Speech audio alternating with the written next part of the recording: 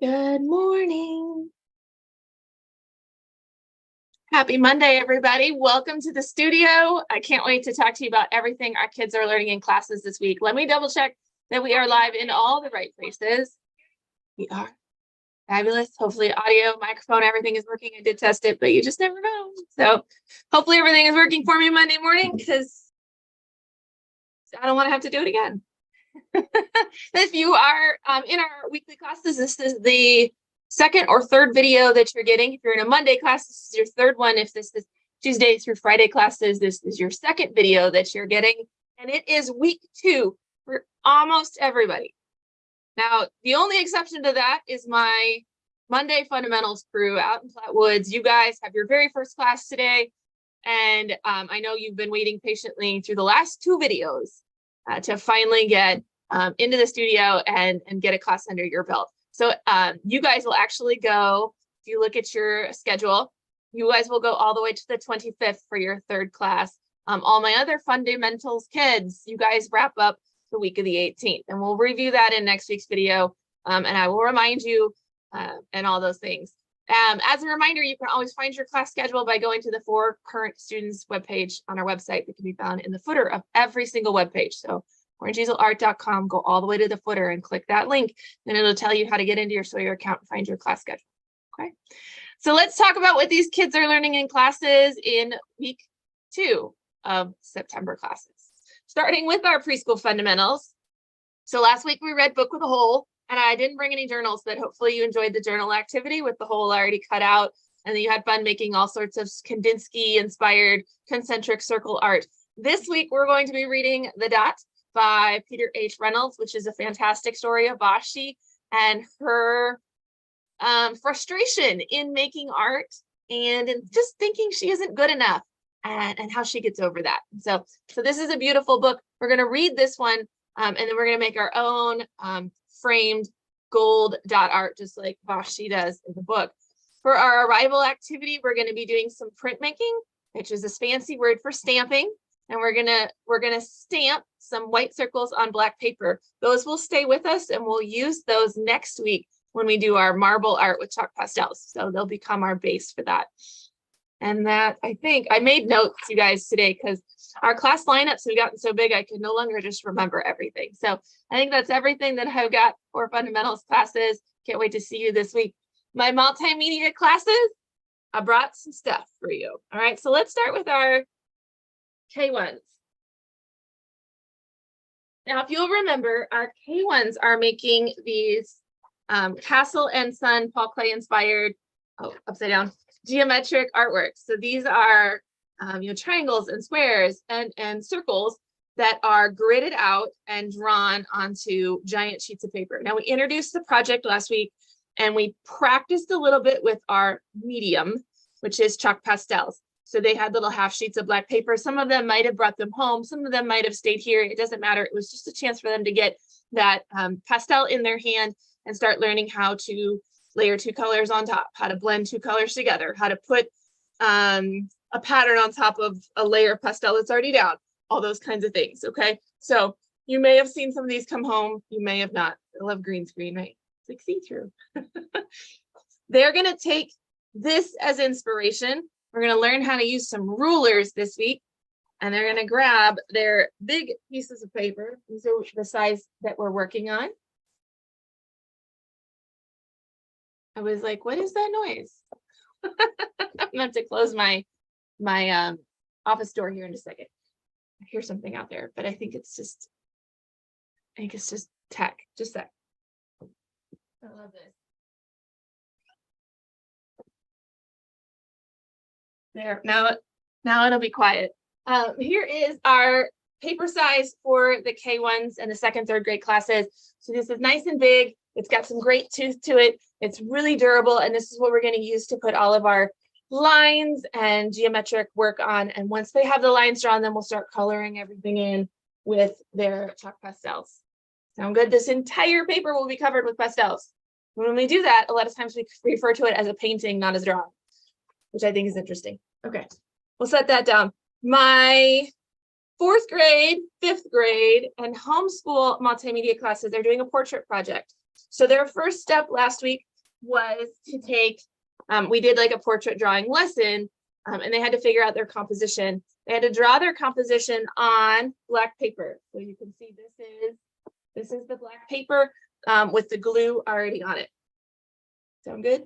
This right here, this will get colored in, and anywhere you see that shiny glue, it will stay black because the pastels don't go over the top of it and it gives us a border. Now there will probably be more details than just the lines that this person made, because you can only draw so detailed in glue. It's real tricky. So they'll do more work. Like there will be more inside those eyeballs than what is drawn in the glue. We'll still have an iris, we'll still have a pupil, we'll still have eyelashes and eyebrows and all that stuff. So we got the basin in our glue, and they'll start working through coloring this in.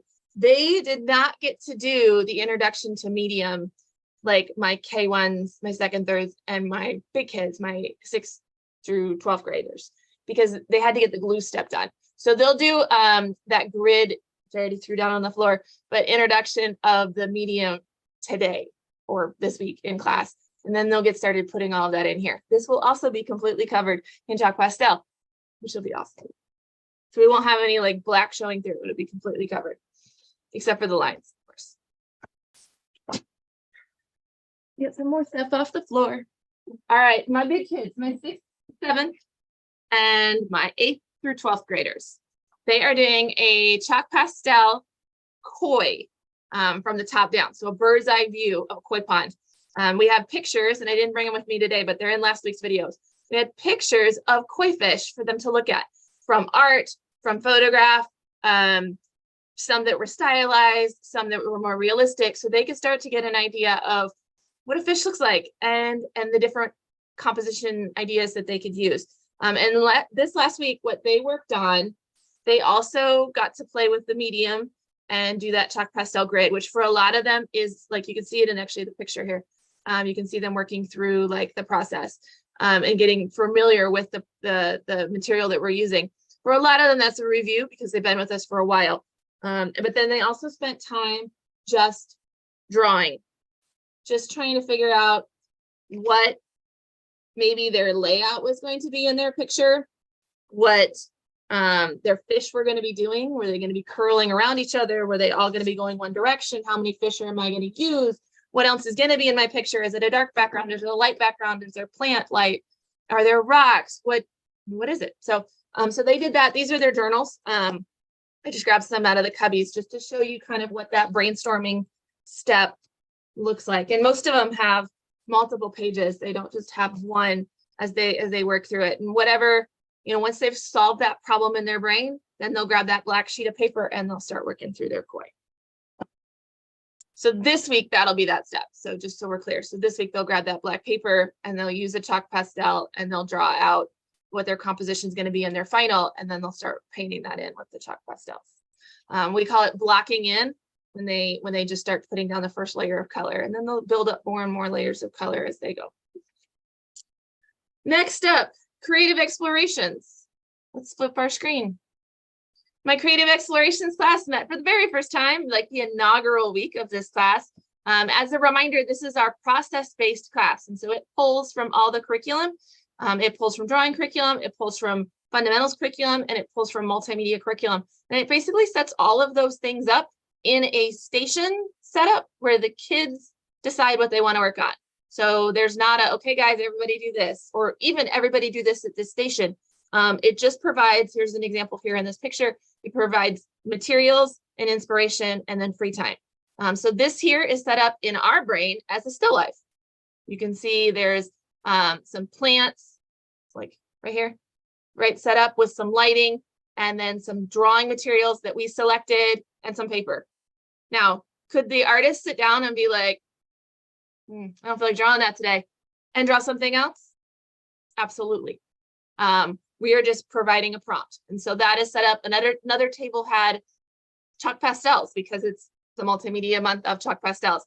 So there was another table with black paper and chalk pastels where they could explore that medium, as opposed to saying, hey, everybody's doing koi fish. Everybody's got to do koi fish. And they're like, I don't want to do koi fish. I want to do a kraken, So like, then you go ahead, right? And we'll still provide one-on-one instruction on how to use that for a child who is interested and needs like to scaffold up their skills.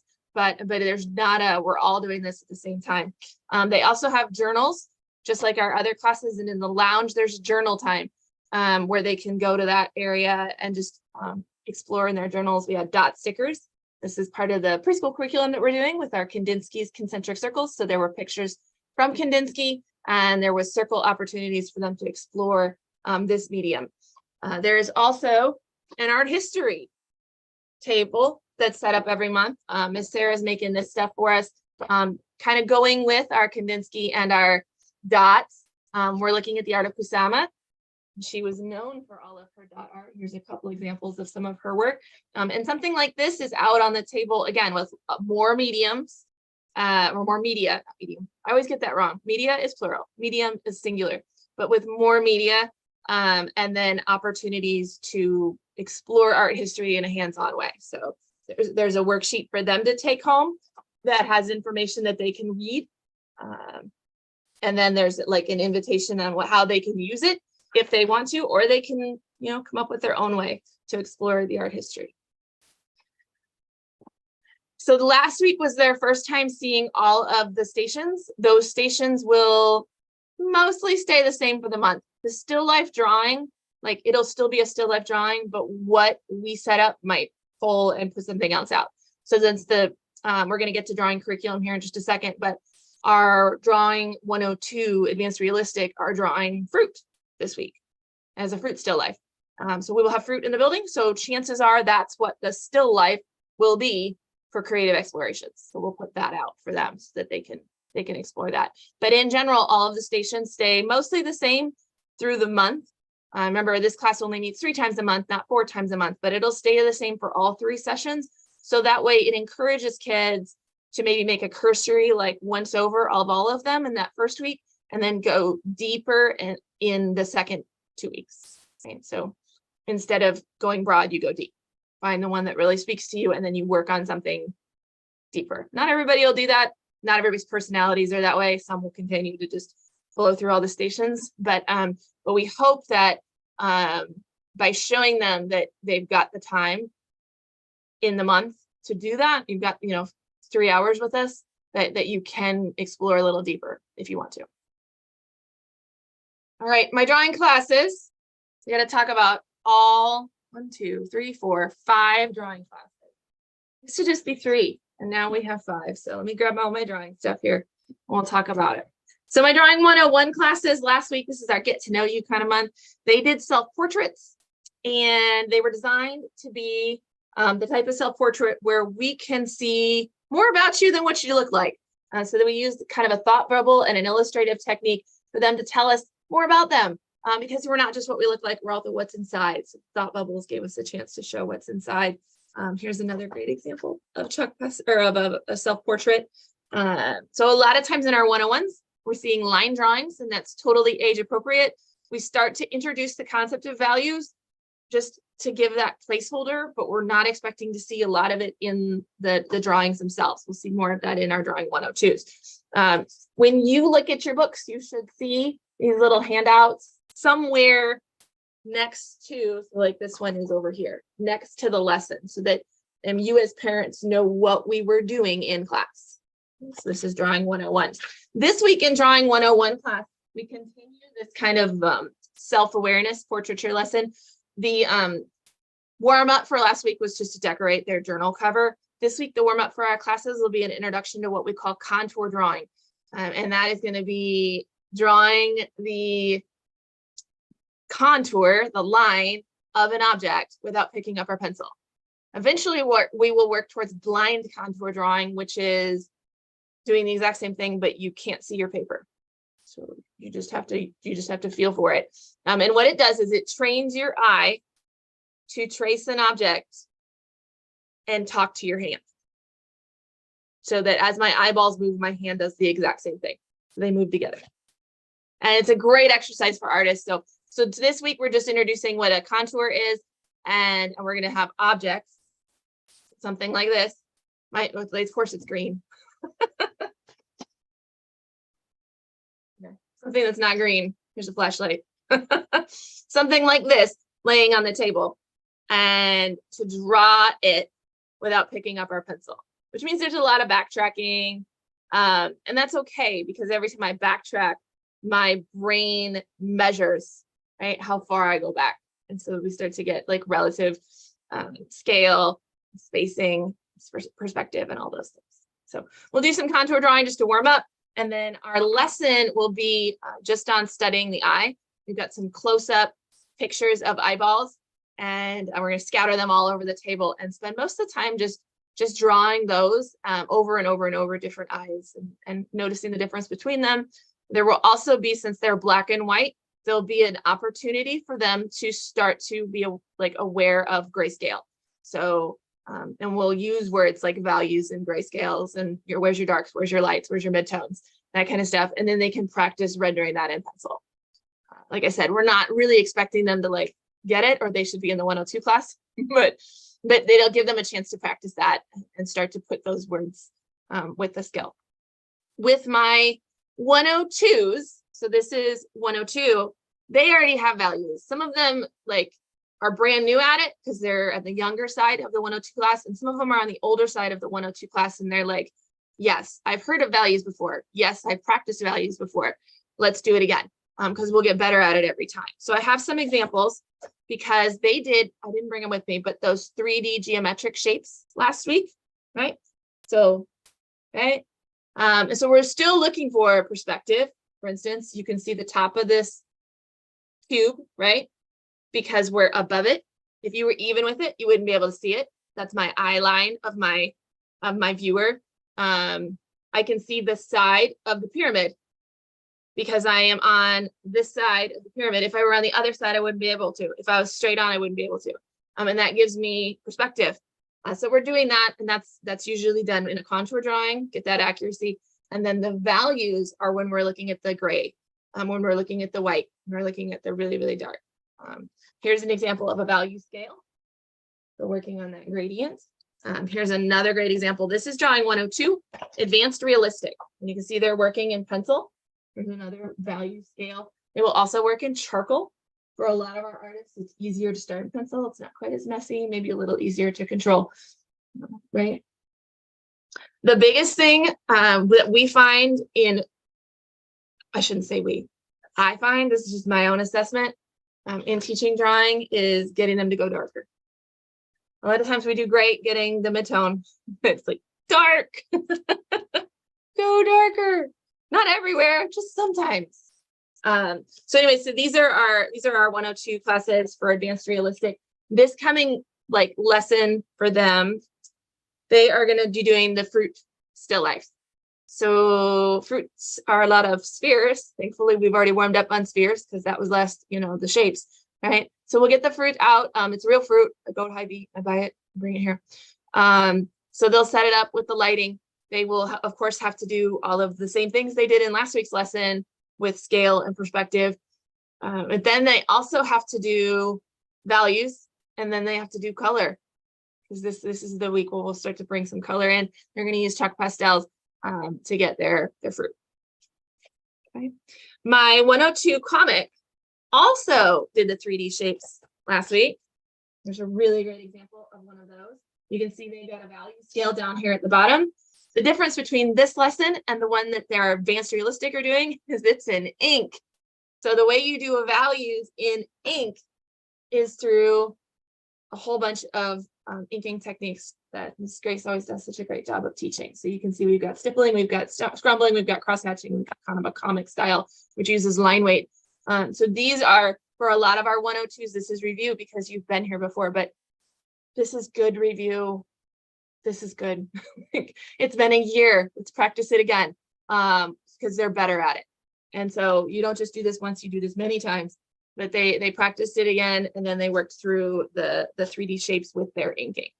And that was last week's 102 comic lesson. This week in 102 comic, they aren't going to be doing the fruit still life like our realistic ones. They're going to be working on their mannequins. And we're going to put these mannequins in motion. To just stand there and draw it like this is kind of boring. So we'll use our mannequin, and they'll put them in an action pose. So maybe this guy is running, and we will shape him to be running. However, probably leans forward when he runs. Yeah, maybe more, right? So he's going to be running, or he's going to be jumping, or he's going to be landing, or whatever he might be doing. I think one of the examples we have in the class pictures was a really great one. It was somebody who was falling, which is, I mean, because there's action when you're illustrating a book. The characters aren't just always standing there. So, so they have to put this in an action pose. They'll draw it using kind of that Michelin Man bubble method, and then they'll put clothes and face and hair and all the things on it. This is a benchmark lesson. We just kind of want to see where they're at with those things, and then we'll do it again in the spring. So it's a fun one for them to do. I like that. And no, everybody likes using the drawing mannequins. All right, my drawing 103s. Get myself together here. Drawing 103s. Advanced Realistic is working on that fractured self-portrait. Last week, they got as far as creating their viewfinders. This is a viewfinder. Right. Come on. So it's taped to the page because Ava was tracing it, it looks like. But this is a viewfinder. It's all been cut. You can see she started to grid out her paper, and then she took her picture. So we got it ready to go to start. This coming week, we'll do a mini lesson in values. And when we're talking 103s, it's not very lesson driven. It's very project driven, similar to like our multimedia classes. We assume that by the time they get to this class, they've already done a value scale at least 4 times, probably more. So we'll do a quick review of it, like a mini lesson. It might take 15 minutes. We'll let them practice it really quick just to prove that like everyone in the class has got it, because I expect to see it in here.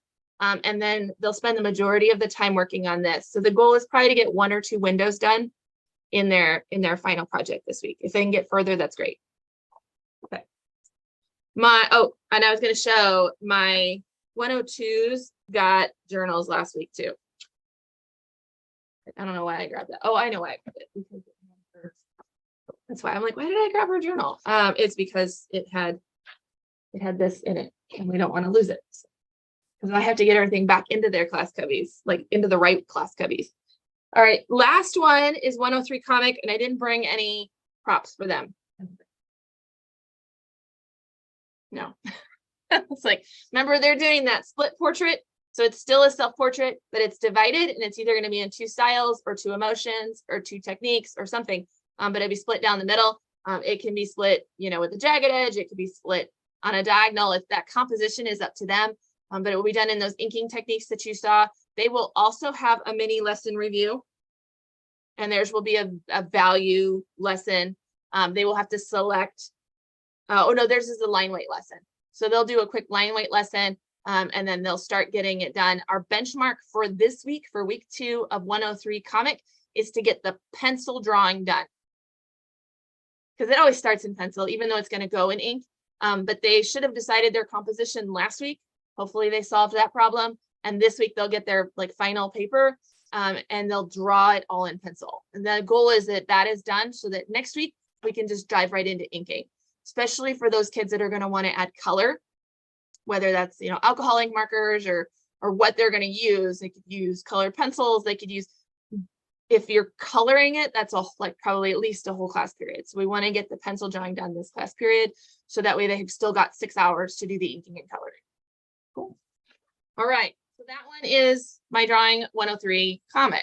Woo, we are doing good. All right. I got a couple of housekeeping things. The first is to talk about pickup and drop offs. If you're not new to us, you're like, okay, yeah. But if you are new, I just wanted to clarify how things work. We expect at pickup at the end of class that parents are there. So we release the class. And we say, find your big person, because we've learned you don't say find your mom and dad, because it's not always mom and dad are picking up. So we say, find your big person, find who is picking you up. At preschool classes, we maintain it a little bit closer. But in the evening time, when we've got the K and ups, we're really expecting that you are there. You can come in the building if you want to, in the lobby, and you can tell your person, I will be in the building, and they can stay in the building. You can also just come right to the front doors.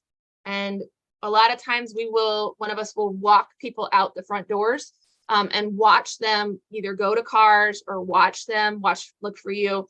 We will say, like, if you don't see them, come back and stand by me. If you don't see them, come back into the lobby.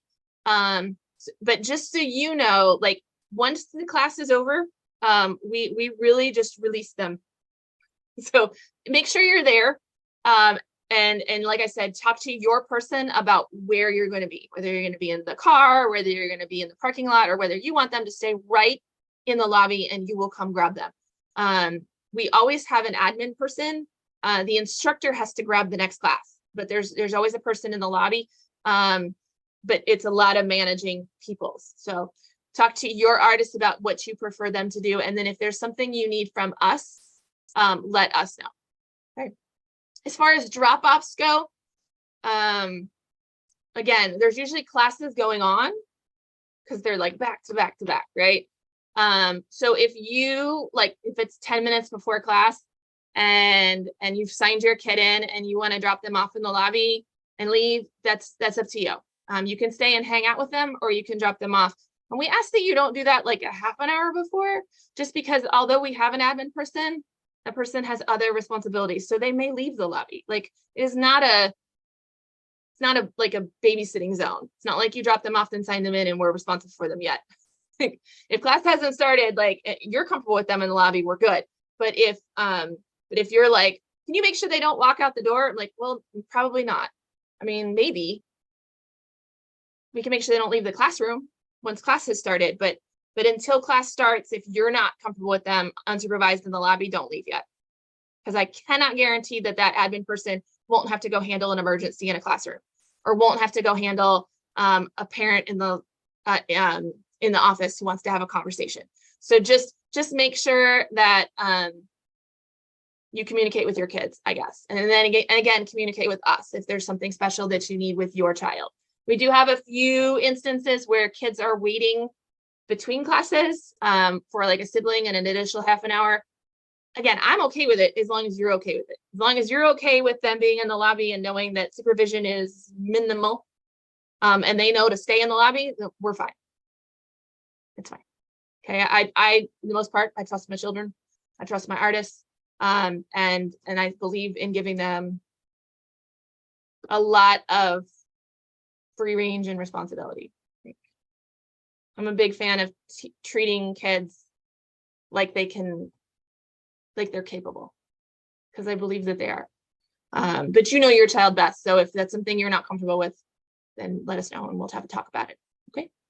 And I'm mostly talking about the evening classes, although even in our fundamentals classes, if it's 9:10 and class starts at 9:30, please don't drop them off in the lobby, because that is not a supervised area and they're 3. So again, chat with me if you'd like. I know that's hard. I know there's times where you're running as parents. I'm a parent too, where you're running multiple children to multiple places and you're dealing with traffic and maybe you're 5 minutes late picking up. Please know that, like, we totally understand that. And nobody here is judging you if you're 5 minutes late picking your kid up. We will simply say, come back and hang out in the lobby with me. There's toys, there's books, there's things, another class is coming in. Like, there's always people. But just talk to them about what happens when so they don't freak out as well. Okay. All righty. And the next thing is just a reminder, make sure you wear art clothes, like clothes that you don't mind getting messy. Your class might not be using acrylic paint, but maybe the class before did. And maybe your kids are coming for drawing class, but the class before used chalk pastels. So they're going to come home with dust on them. Like, it's going to happen. So wear clothes to the studio that you don't mind getting dirty. A lot of our kids wear the exact same t-shirt. They wear the same orange Easel t-shirt to the studio for every art class, and then they don't have to worry about it. When we do get into painting month for our multimedia kids and we're using acrylic paints, we offer paint shirts, but we do not require them to put them on. We offer it. Because for some kids, that's enough of a reason to not paint, and I don't want that. So I'm never going to make them put it on. To dress them appropriately. And then the last thing I have to say, Halloween classes are coming up. They're at the end of October. And I posted on Facebook about them last night. And we'll post, I think they're on the Instagram stories right now. I think they go to the Instagram grid soon. I got to get my grid sorted out because it has to look good, So, so they're not on Instagram yet, but they are on the website. So if you go to the website and go under special events, you'll find all the Halloween classes, and they'll also be linked to this video. Like if you get the email, they'll be linked in there so that you can register if you're interested. Those usually fill up. And so don't wait too long to get signed up. We'd love to have you join us. Those are black light. So just, in the dark. And that's it. That's everything I have. So if anybody needs anything from me, if you have any questions, I'd love to chat with you more about what's going on in classes or your kids' experiences in classes. If you have any concerns or anything, you can send me a message on Facebook is the fastest way to get me, or Instagram. Either one of those DMs go right to my phone. And then you can also send me an email. If it's something that's better over a phone conversation, the best way to grab me is with a message, and then we'll set up a phone call. I'm happy to do that. I have a very flexible schedule. I'm just not always right here to answer the phone. So send me a message, let me know we need a phone call, and we'll get it set up really, really quickly. That's just how it works. That's how my schedule works. So, all right. I hope everyone has a wonderful week. I am super excited for week 2. We've got some great kids in classes. We've got some great things happening. And yeah, I love the school year, you guys. See you soon.